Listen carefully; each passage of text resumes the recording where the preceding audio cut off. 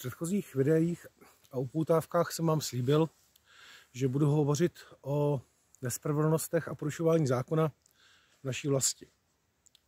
A tak bych chtěl v tomto příspěvku upozornit na jeden velmi závažný problém.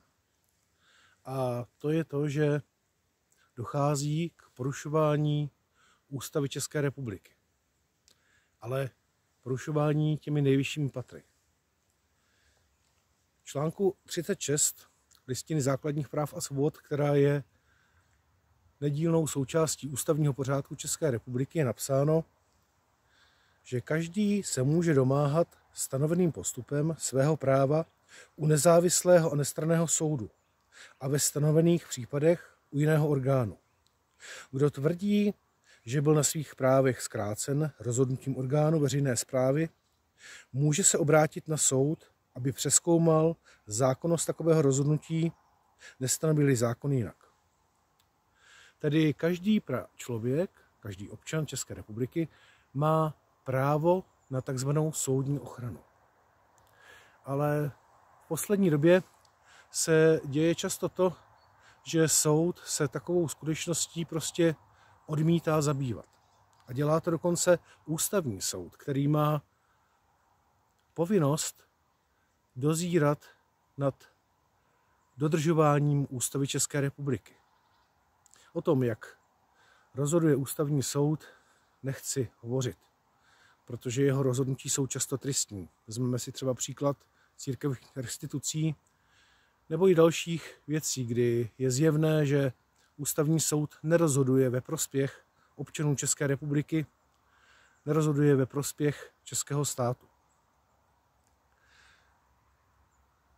Nedávno jsem se setkal s případem, kdy k soudu se dostali lidé, kteří diskutovali na Svobodném rádiu a diskutovali jako odborní historici. A hovořili o tom, že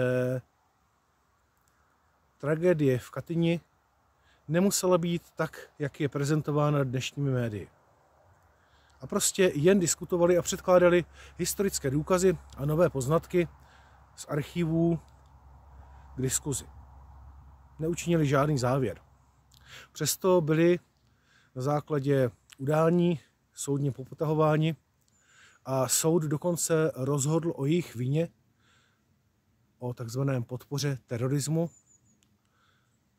a dokonce odmítl přijmout důkazy ve prospěch obviněných, protože by to bylo údajně takzvané pokračování trestné činnosti, tedy že by si soudce vyslechl to, že dnešní historici, zvláště angličtí, kteří měli přístup po 90. letech do archivů jak německých, tak Ruska, prostě našli jiné skutečnosti.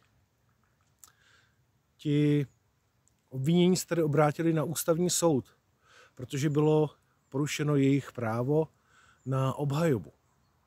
A ústavní soud neudělal nic jiného, než že tu žalobu odmítl. A tak já jsem se setkal v několika případech, dokonce i ve svých případech, s tím, že soudy se žalobou prostě nezabývají. I ústavní soud, který má dozírat na zákonností a na dodržování ústavy, ho sám porušuje, protože porušuje článek, který dává občanům České republiky právo na soudní ochranu. Je jednoduché o tom nerozhodnout, protože tu žalobu prostě odmítnete. A vyjdete z toho takzvaně s čistými rukami. Je to jako když Pilát si umyl ruce a řekl, to ne já, ale dav odsoudil Ježíše. A tak já bych chtěl, abyste se každý sám zamysleli, v jaké společnosti žijeme, když ústavní soud, který má rozhodovat o dodržování Ústavy České republiky, jejíž součástí je Listina základních práv a svobod, tuto listinu porušuje. Jestli jsme se nedostali do totality a arogance moci. Děkuji za pozornost.